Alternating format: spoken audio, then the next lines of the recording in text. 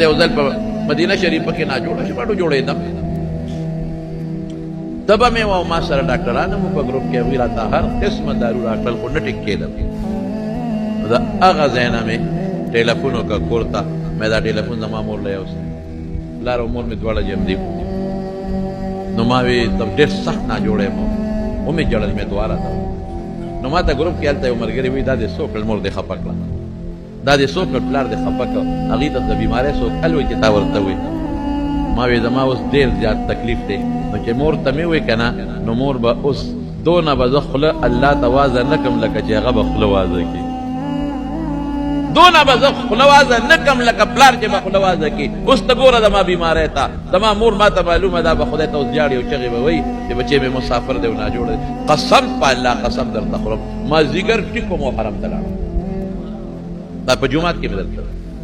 او بیا مې ټیلیفون ورته وکړه مې تاسو خو مې خفه کړی او تاسو ته مې بچې څنګه مې ټیک ټاک یم دا د حرم ته روان یم تاسو خوله وازه کړه الله دعا قبوله کړه یو ماشوم دی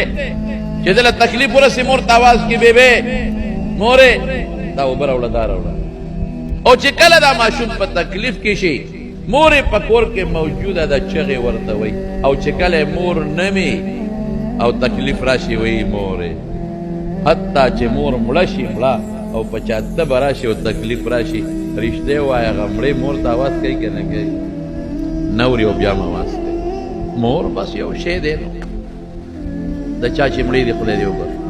د چا چې جمدی دي نو خدای دې وله روغ صحتونه ورکړي د مور عزت او قدر وکړي